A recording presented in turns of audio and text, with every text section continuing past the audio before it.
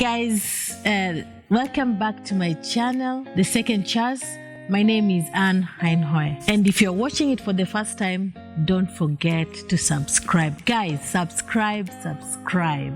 And today's episode, I want to talk about my life in ICU.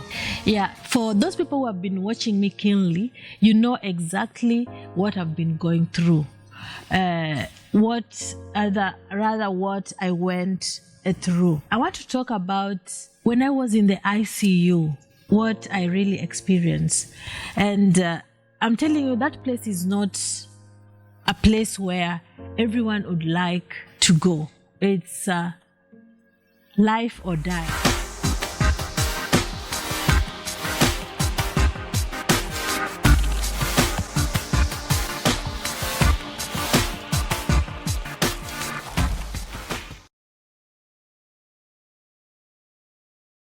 So people have been really asking me what really happened. Because so many people knows that it was just an accident, but how did it happen? And today I'm here, I want to explain to you what really happened. So I was in the holiday in Spain with my family. As holiday, we were supposed to go and spend 2 weeks holiday, but we had already done a week. So one day we woke up, so we wanted to go to the beach because in Spain there are very nice beaches. So we woke up in the morning, we had our breakfast, and then on our way we decided to go, because we didn't have enough gas, we decided to go to the gas station. So when we decided to go to the gas station, when we were fueling the car, I saw someone cleaning the car. Then I decided because our car was very, very dusty. So I decided, can we just wash our car? So I went there. My husband was like, no, we don't have to. We're still going to drive on the dusty place, men. So we drove. I washed the car. I just took that pipe and just to wash it roughly. And then we started driving. So when we were driving, so I started seeing this view, the view was exactly like Naivasha. So I was just like, this view reminds me of Naivasha because the road is very tiny.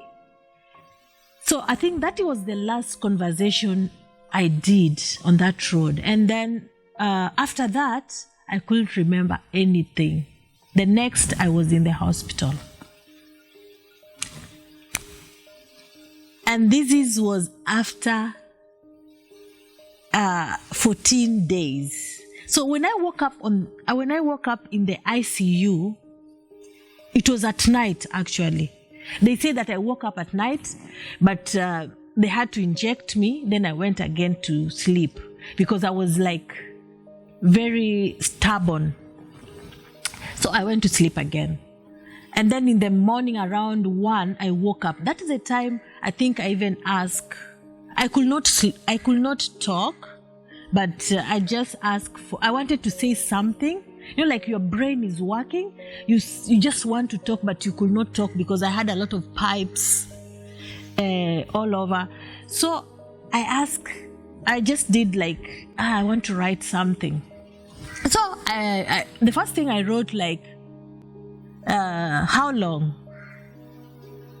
Because I thought it was yesterday. I thought I've been here yesterday. So they said, no, you've been here for 14 days. Then I was shocked. I've been here for 14 days. For me, I thought it was yesterday. And then I asked them for a mirror. Because I wanted to look at my face. Actually, that was the first thing. I really wanted to see my face. And then even before I asked for the mirror, I was surrounded with so many doctors. They entered my room and I was surrounded with so many doctors. And then I didn't have anything to say, but some of the doctors, they were trying to remove the oxygen pipe. And then they explained to me you've been into an accident and you've been here for 14 days and you're fine, you'll be fine. We're just trying to keep you awake. We're just trying to keep you awake. That's the reason why you're here. And then they didn't as in explained a lot. And then they told me, just wait, your sister is coming. Your sister is coming to talk to you. Then I was shocked, like my sister is in Kenya. And then they said, yeah, then they could see my face actually. And then I asked, they gave me a paper. Then I said, my sister is in Kenya. They said, no, your sister will be here with you shortly. Then they all left. So I was still thinking, my brain is still working. Next, it was my friend who was seated next to me. And then she was smiling, happy, and I was just looking at her. And then I'm asking, why are you here? Why did you come? What happened? And then, she was given instruction not to talk, not to say a lot, actually.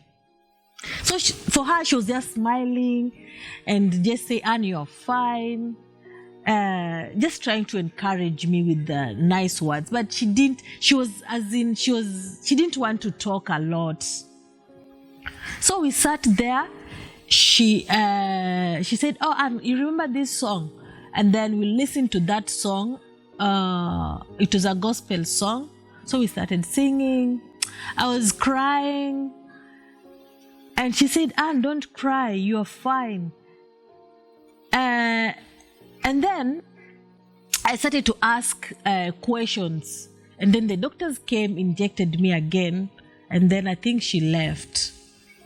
And then the next day, that was the time now, I asked for the nurses.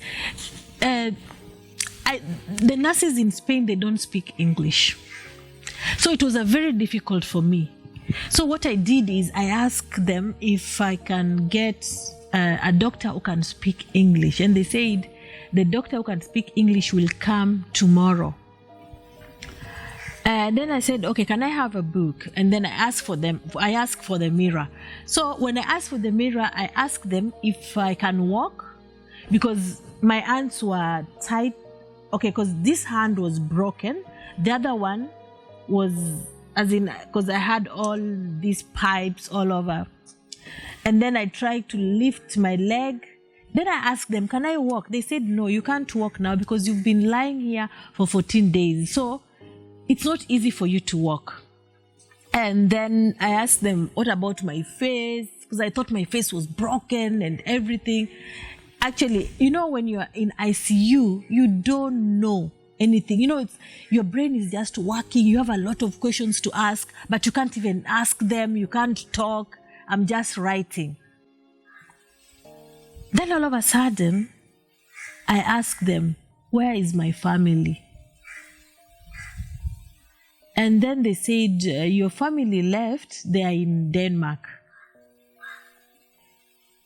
So I felt like I was lonely, that my family left me.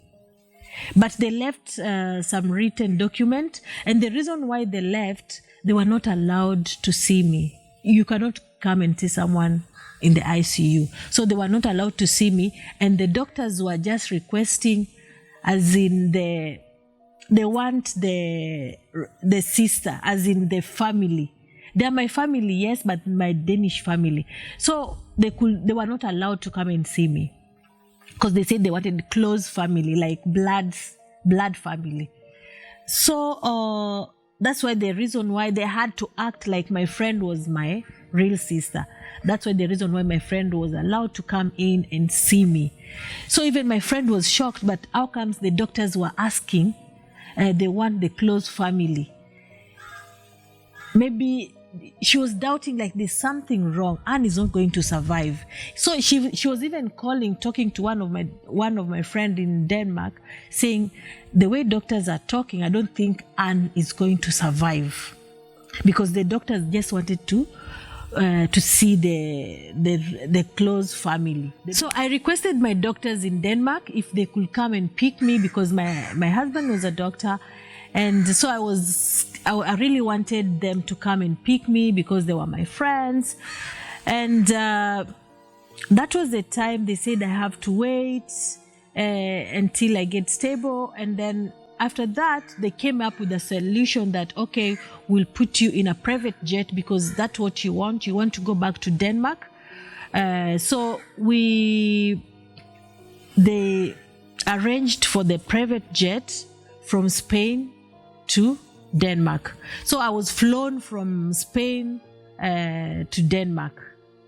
That's where they started the real treatment, because in Spain, where I was in the ICU, they were just the way ICU is, they didn't do anything.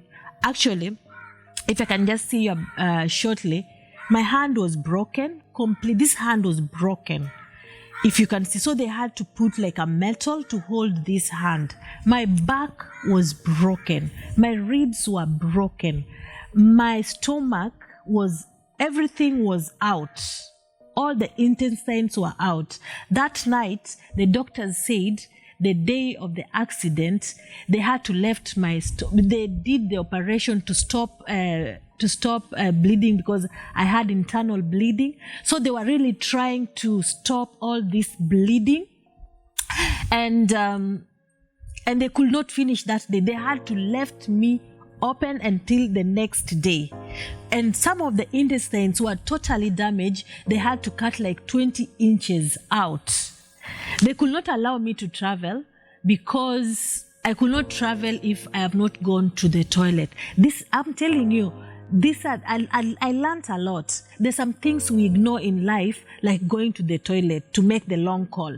So they said until I made that long call, that's the reason they could allow me to travel back to Denmark. The private jet was ready, but the thing they were waiting, the doctors were closing fingers that I have to go to the toilet. So my question was like, I'm not eating, I've not been eating, how can I go to the toilet? The reason why they were saying that, because they wanted to see if all the intestines, everything's are working. And they could not just fly me if they're not working. So I traveled.